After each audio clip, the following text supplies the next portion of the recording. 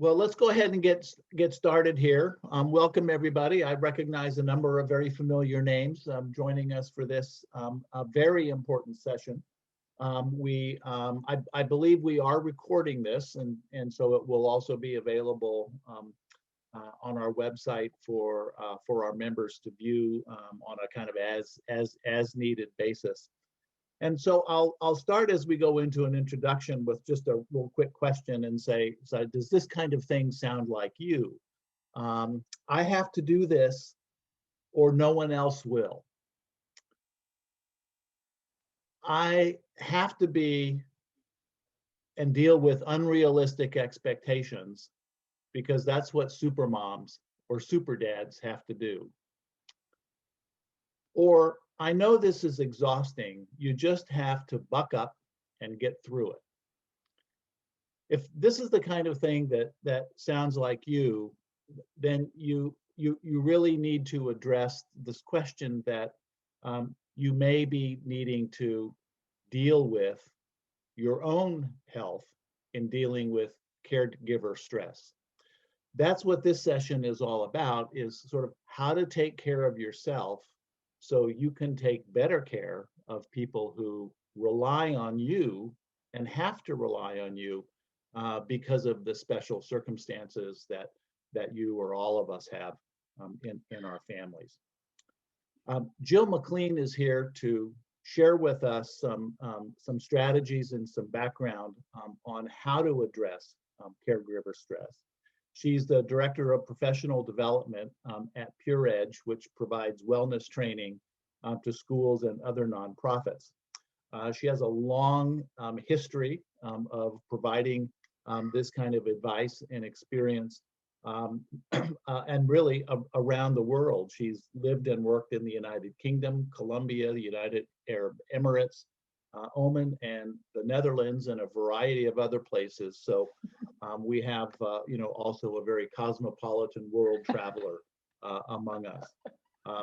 She comes to us highly recommended from other CureJM board members, and I'm happy now to turn it over to Gill McClean. Thank you, Jim. That was such a warm introduction, and it was heartfelt, and I really appreciate that. I'm just going to share my screen now for you to be able to see. So let me just get this view, slideshow. I think it should be nice. There we go. I'm hoping you can all see my screen. And, I think I'm just going to set a timer on my phone, because what you're going to realize, I think pretty quickly about me, is I quite like to chat. I'm quite good at chatting, and I oftentimes get carried away with my own chit chat. So setting a timer makes sure I'm being respectful of your time and I don't get carried away in my chit chat. I don't need to say much more about myself after Jim's introduction. But yes, my name is Gill. I'm presenting to you today from Houston, Texas, but I actually hail from Scotland. That's where I was born, in Scotland's second largest city, which is Glasgow. I left Scotland actually to travel the world when I was just 21. And I've been privileged enough to live all over the world. But one of the things that happens when you live around the world, one of the strange things that happen is, while it's exciting to pack up your life every year or 18 months or 2 years, it's actually also very stressful.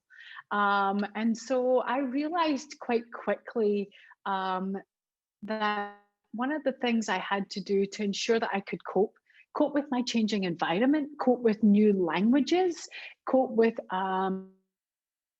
new logistics, just cope with all the things that went on in my routine. We like things the same, and we can thrive in that, especially when we're feeling challenged physically or emotionally. So 27 years ago, I started to practice breathing techniques, meditation techniques, movement techniques, really to serve me well. I realized that in order to look after my family, I had to first of all look after me. I can promise you this, I travel all over the country. I meet with educators, I meet with people who work for nonprofits who support young people, middle-aged people, elderly people, and I often ask to see their to-do list. And it never ceases to amaze me when I see their top 10 or their top 5 and all the things they've to achieve. And guess what? Your name, their name is very rarely on that list. I very rarely see you in your top 3 of your to-do list. And that's what I want to talk about this evening, is the importance of prioritizing you, the importance of prioritizing your health and your well-being, and then how that serves you in your life and taking care of those who depend upon you.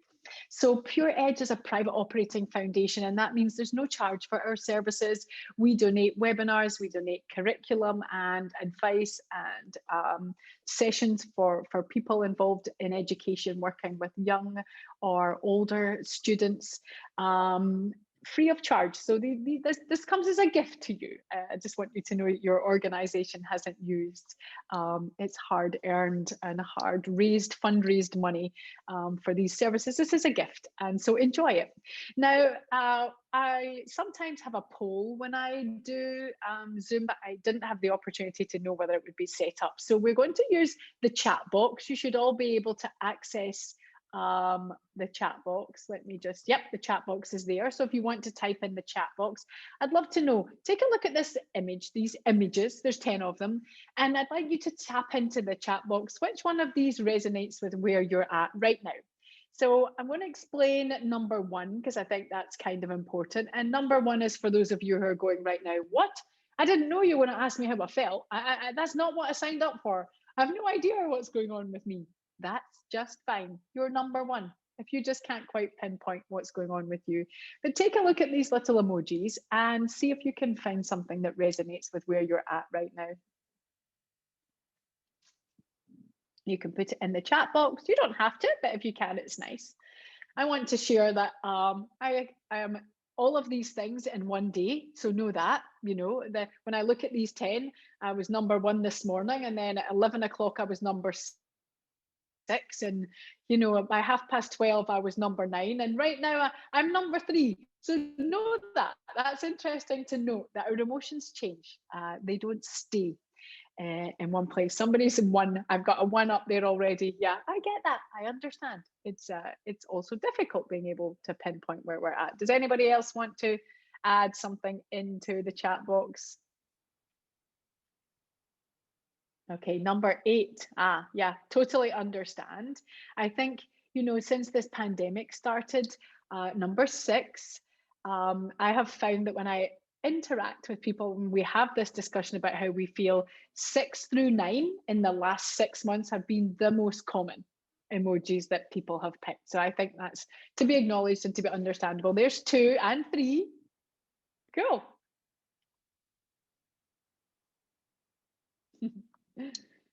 Okay, I'll give you 10 seconds more if you have something to type into the box, and then we'll move on.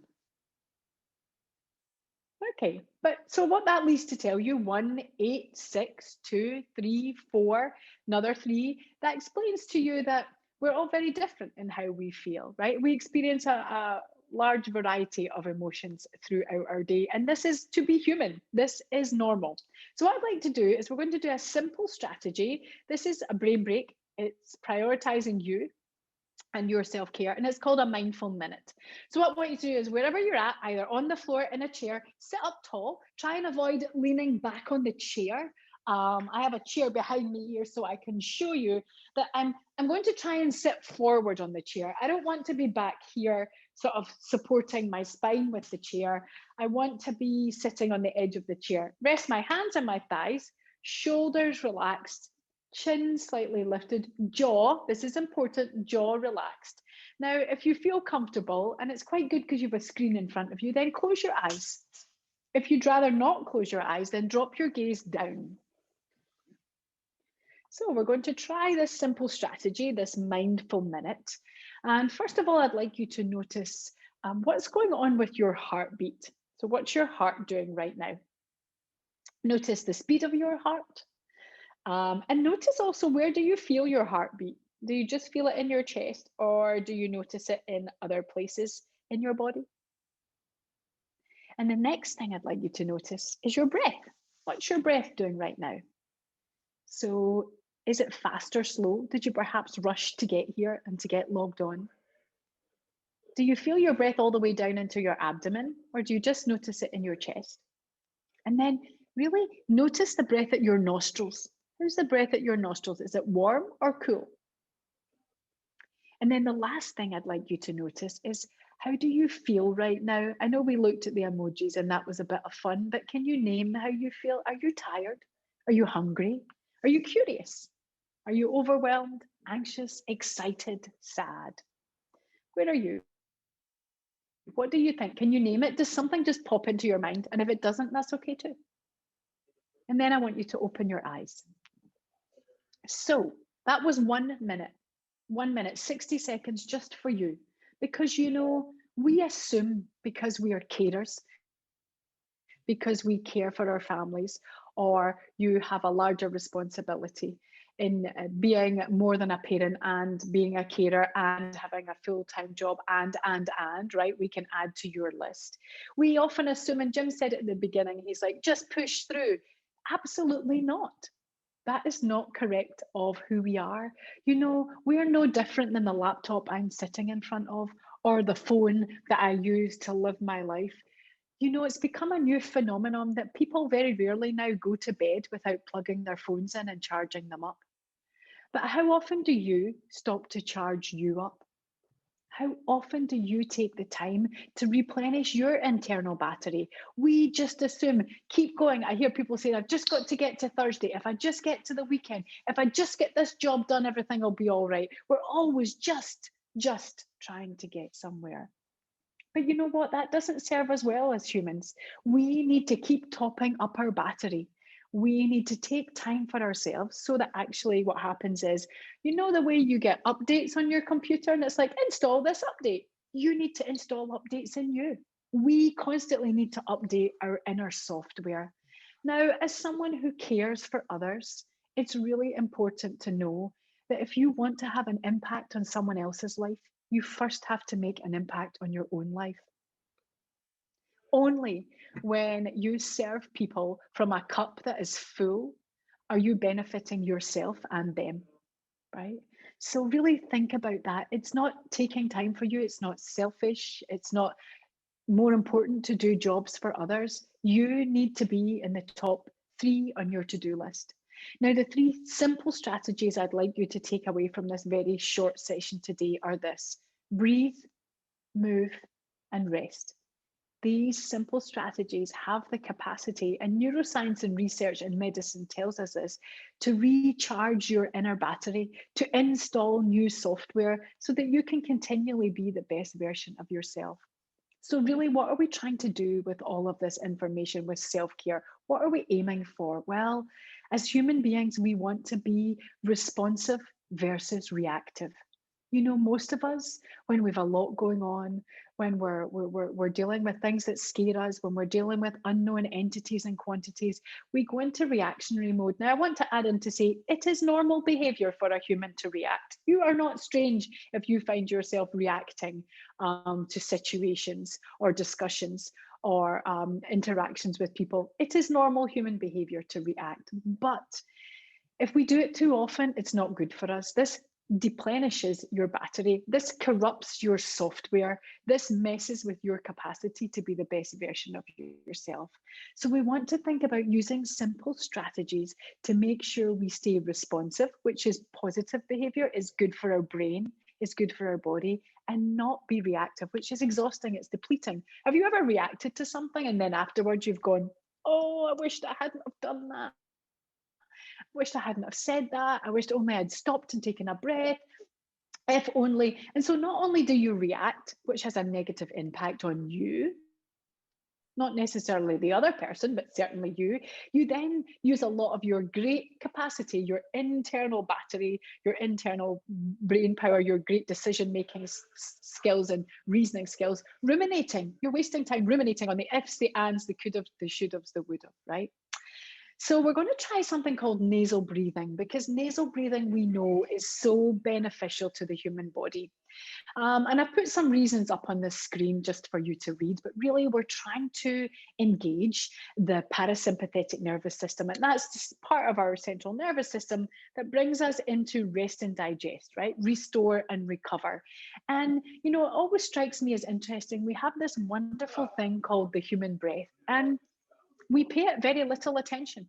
You know, how often do you go to bed at night, wake up in the morning and go, yay, well done me, I was breathing all night? Not so much. We tend to take our breath for granted. It's just something that happens automatically in our body.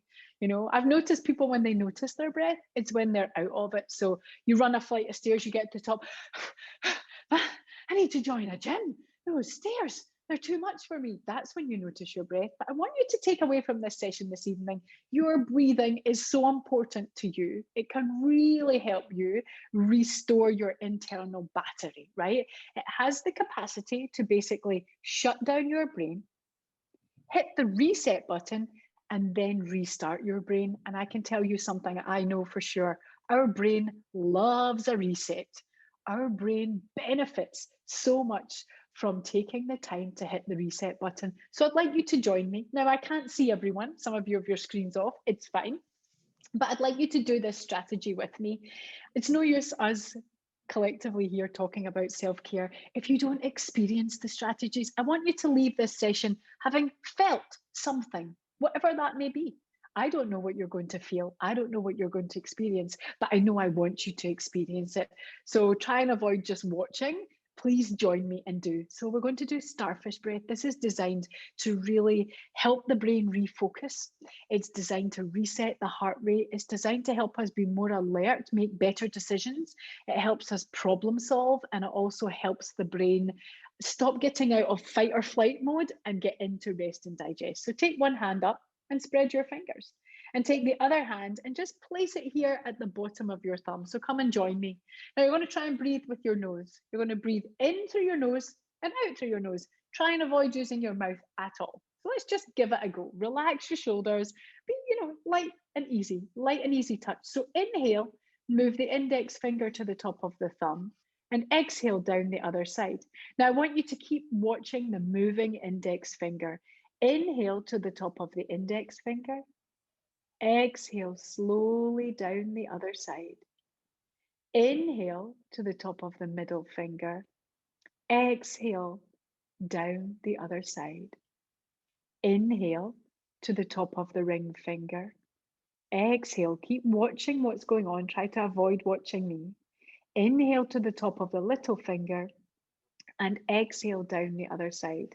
Now let's go back the way we came. Inhale to the top of the little finger. Exhale. Inhale to the top of the ring finger. Exhale. Inhale to the top of the middle finger. Exhale. Inhale to the top of the index finger. Exhale. Inhale to the top of the thumb. Exhale. And then just rest your hand. And what I'd like you to do is, for a moment, just notice how you feel. Just notice any sensations in your body. Anything at all. Just take time to notice. So, what is stress? This is an interesting conversation to have. So what is stress and what is a stressor? I feel like it's kind of important that I sort of just give some definition to what these are. Now, I'm guessing, I'm 100% sure that each one of you watching this session has experienced stress in your life in some way, shape or form. You can't be a parent or a carer or both, or have a job or any of these things without having experienced stress. Now, stress is something that happens to us humans, and we respond to it. And this is normal. It's normal that we have a stress response within our human body. And so it's normal that we respond to stress in a certain way. And a stressor, well, that's the thing that causes you to feel stressed, right? So for all of us, these two might be different. So for example, what might stress you out is one more thing in your day. You've got a list of things to get through in your day, and somebody hands you one more. Bam! That's it. It's all over, right? That might be the thing that stresses you. For me, it might be my commute, getting into work, through the traffic, dealing with traffic jams and all of that, right? So we all have different stressors. And not only that, we all respond differently to stress because we're all different. Human beings are extremely unique and very individual. So the way that you respond to your stressor would be different to the way that I potentially respond to mine. So I'd like to ask you this: if you've felt stress, if I'm right in that I'm assuming that you've all faced stress in your life, could you tell me, can you feel stress in your body? Now, again, you could go, oh, you can go to the chat box. Nope, my slides are having a party of their own. You can go to the chat box and you can type in, where do you feel stress in your body? Have you noticed? So for me, I know when I'm stressed because I get this knot in my stomach. I get this tightening in my abdomen. So we've got jaws and shoulders. Thank you for that. Shoulder tension. I love that. It's really interesting that you notice that. And so, when you notice tension in your body, it's 100% right. So make no mistake about it. When we are stressed, this is what happens in the human body. Everything I can't speak. Everything contracts and constricts. So that's the blood vessels, the tendons, the ligaments, the joints, the muscles. All of you contracts. That's the reason I feel the knot in my stomach. It's real. It's happening. It's a stress response, right? Shoulders, you feel shoulder tension? Of course you do. Your shoulders are tightening and shortening. Somebody mentioned headaches. 100%. Tension headaches are a real sign of stress. And quite often, medicine like Advil or something similar, they don't work on a tension headache. Because a tension headache comes from a buildup of the stress hormones in the body. Somebody's mentioned shoulders always. Yeah, these shoulders get so tight. And because of the way the shoulder joint's designed, it's hard to get it to relax. So thank you for sharing that. It's also interesting that we note, right? Because I don't want this presentation all to be like, oh, stress and anxiety and these things, that we also feel joy in our body. Have a think about that. Pop that in the chat box if you can. When you're happy, when you're joyful, where do you feel that?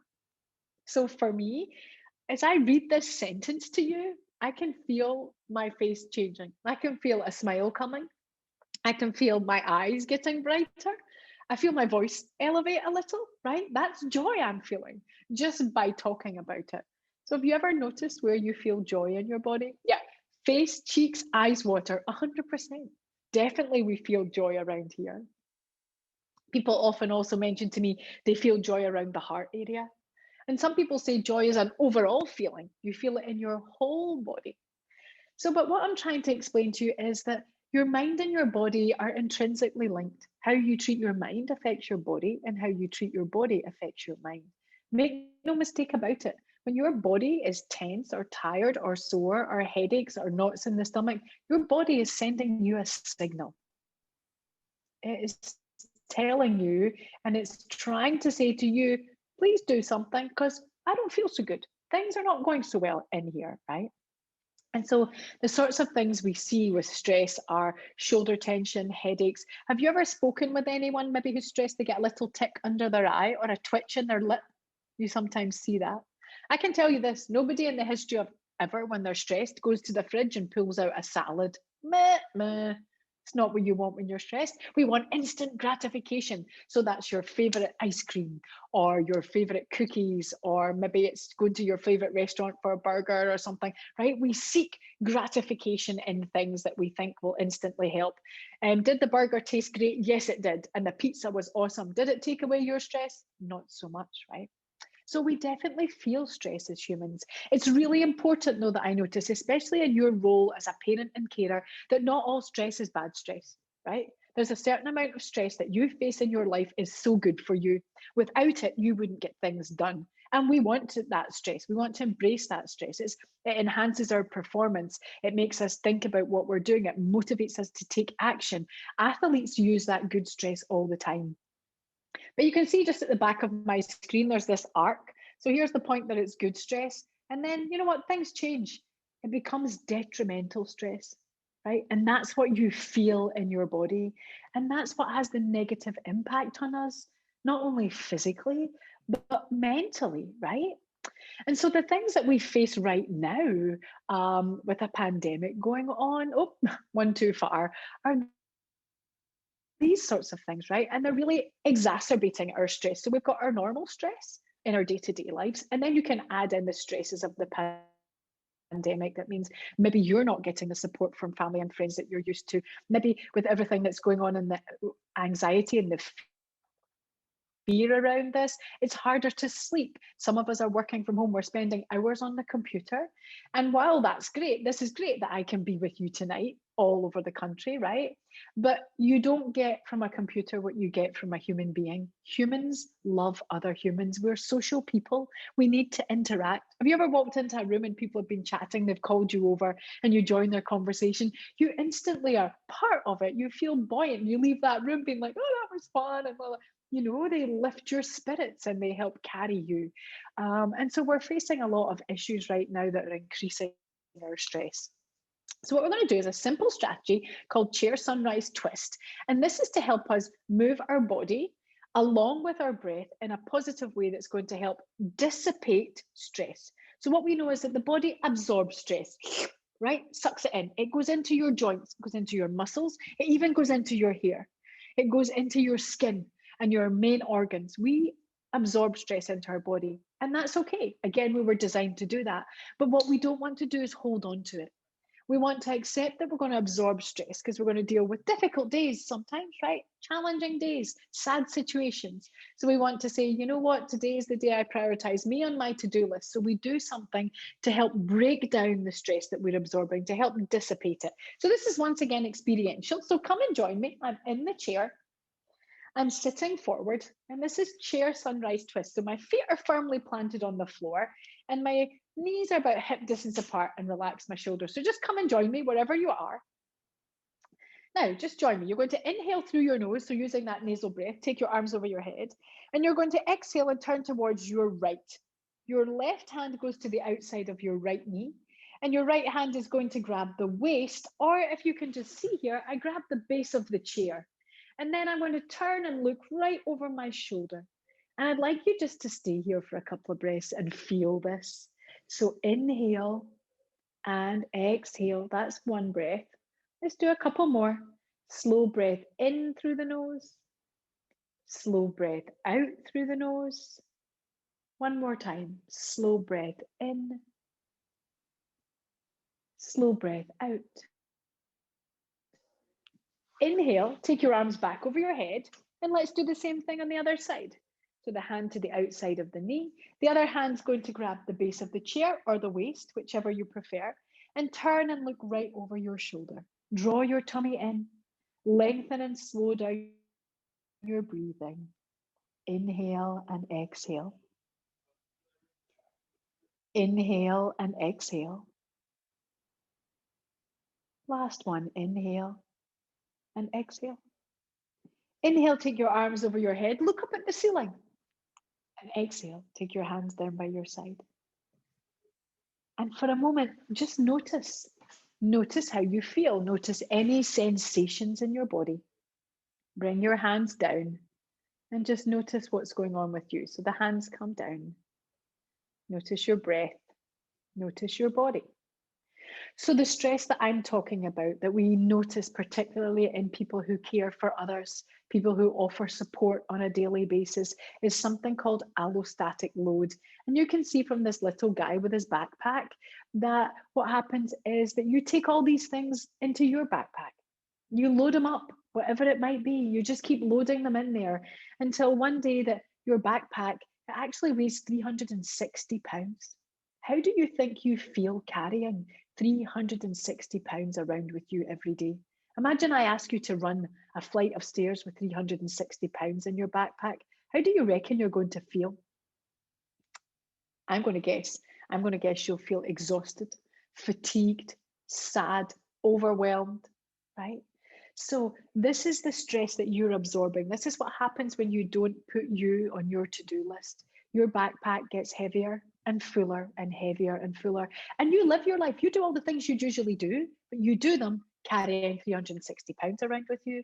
And life just gets difficult. Your brain gets tired. your body gets fatigued. So what we know, is that self-care means that you take a load out of your backpack. So we've already done a mindful minute. We took 50 pounds out of your backpack by doing a mindful minute. We did chair sunrise twist, 120 pounds out of your backpack, chair sunrise twist. These are what self-care strategies do for your body. Yes, you're going to face difficult days. Yes, you're going to be stressed and overwhelmed. That's life. There's not much, we can't change that, right? But what you can do is start to prioritize you in such a way that some things go in your backpack, but guess what? Some things go out. You start to notice the signals in your body.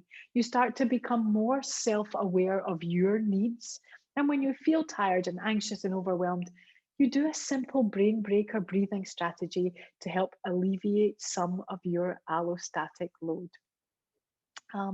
And so this image I love. When we take self-care, when we do these simple breathing, moving and resting strategies, this amazing thing happens in your brain.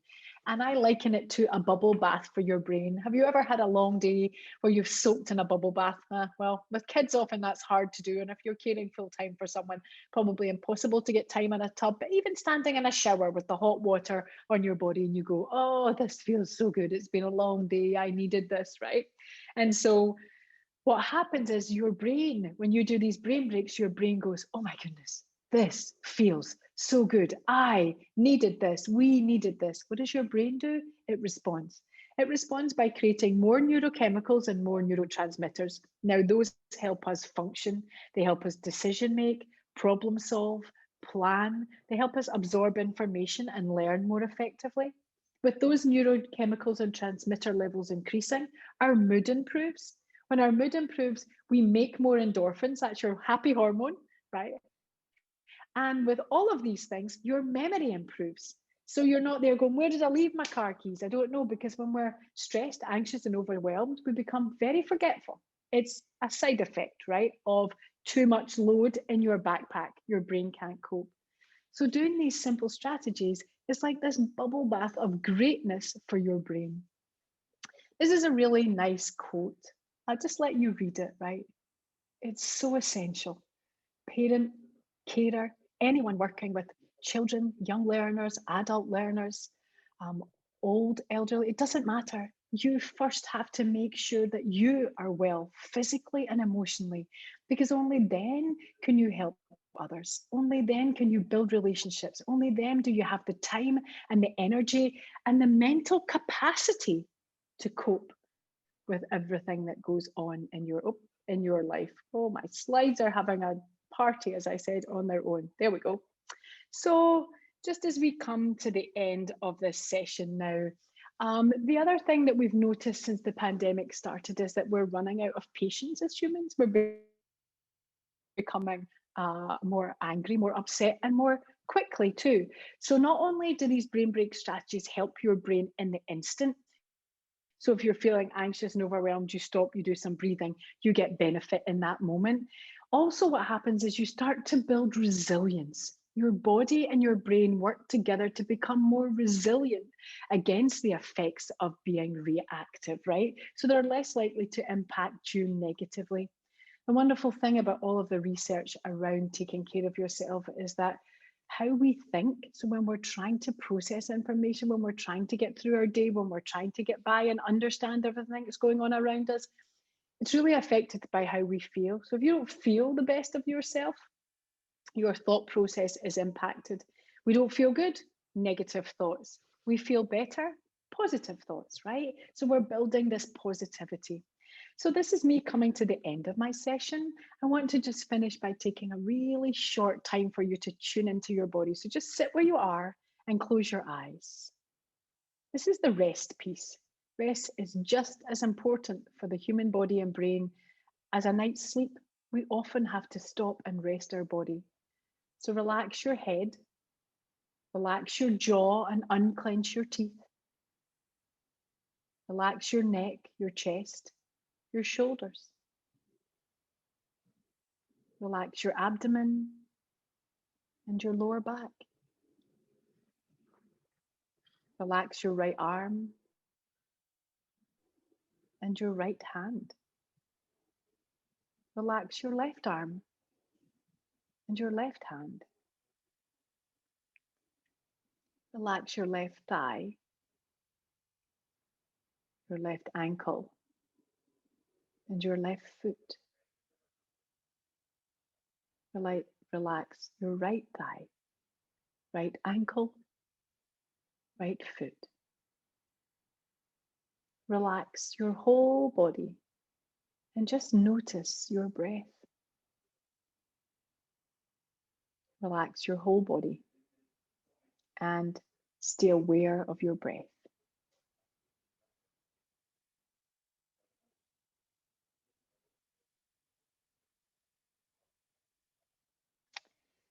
So just open your eyes, bring your awareness back to the screen, and just for a moment, notice how you feel. Notice any sensations in your body. If you wanted to reach out to me, to us, for more information, our website is pureedgeinc.org. You can connect with us via our website. But for now, that was just a short piece about how important self-care is. You can call it self-care part 1. So just giving you some food for thought. I hope that you leave this session knowing how important spending time on your self-care is. And I'm going to hand you back to Jim. Well, Gill, thank you very much for that extraordinary presentation. Your experience and expertise shown through in ways that are, I think, be very helpful to many of us who were on this call. Let me see if there are any questions. Sure. At this point, people can either ask questions on the chat box or just unmute yourself and raise your hand and blurt it right out. It's open season. Yeah.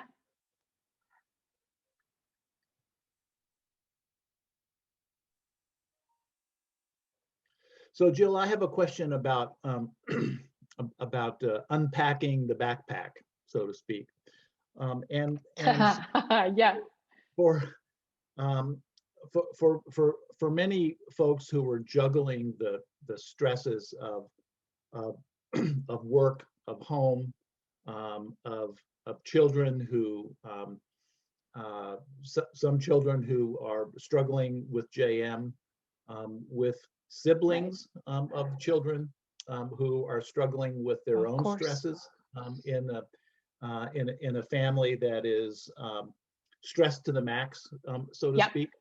What advice would you have for, how an entire family might participate in some of the exercises and some of the techniques that you've suggested? Right. Well, something that I believe very deeply in is adult modeling. I really believe that it's important as adults, when you're caring for kids who are coping with something so challenging and difficult, that you model that you have bad days, that you model that you have sad days, that you acknowledge that there are days that you're stressed and tired and difficult. Because I think we often as parents believe that we need to, everything's fine, we'll be fine. I think we have to acknowledge emotions, human emotions, and say they're all right. Because when you model that for kids, when you say, I'm having a bad day today, I need to go and do some breathing, I need to go and sit in a quiet room and take a few breaths because I'm struggling. Kids really look to that and go, oh, well, that's normal. What, it's normal to struggle? It's normal to have a bad day. It's normal that I need to go and sit in a quiet room and take a few breaths, right? We're serving them so well by acknowledging that we need help for us, right? And then so what you see are kids starting to say, Mom, Dad, why do you stop to do a brain break? Why do you do this? And they explain why. And what you're actually doing by modeling this is you're teaching these kids coping strategies from a very young age. They start to understand, 1, self-awareness, and they start to understand 2, self-management. They understand what those things are, and they understand how to articulate them and how to understand their emotions, and how to know that it's okay that they've had a crazy day and that they can't cope and they want to lie under a table and cry for 3 hours, that it's normal, right? And that we all need to prioritize a little bit time. We explain that we have these emotions that challenge us, and we need to take time to self-regulate. And I think adult modeling is such a wonderful thing to do. I often, and I've done it with my own two kids. I don't want them to think I'm some superhero or super mum. I need them to know that I have days that I struggle to get through, and I need to look to resources that I've built over the years to help me, right? So that they, in their young lives, do the same. They follow suit. They model my behaviors, and they understand that when they have a terrible day and that they are, feel that they can't get through, they understand it's normal to feel it, and they have strategies to help them. And I think as a family unit, that's so useful. What do you think? Do you think?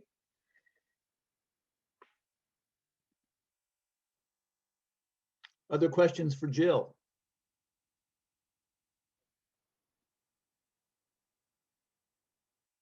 Jill, I have a follow-up question, sort of a follow-up question.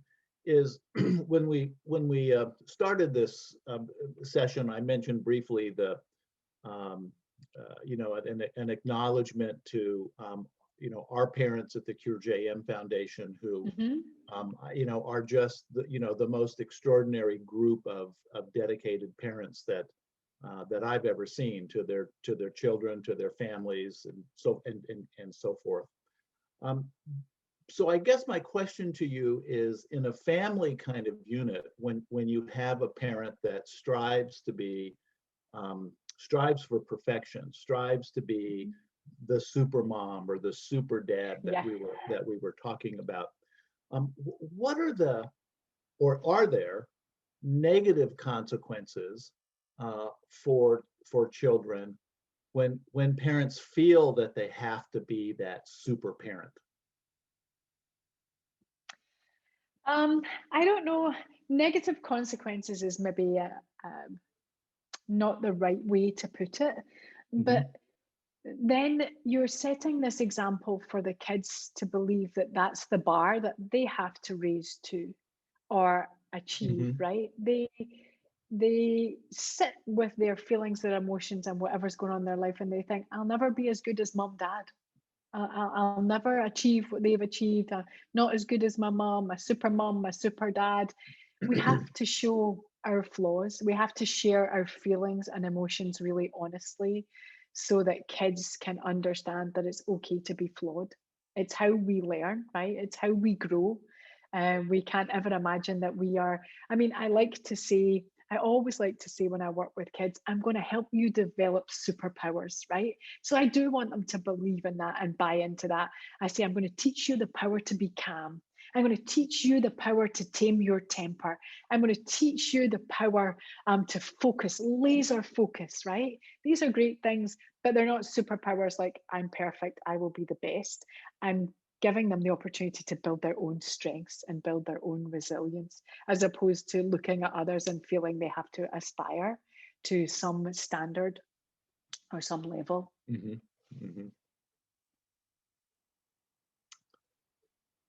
We have a couple more minutes if there are any other questions.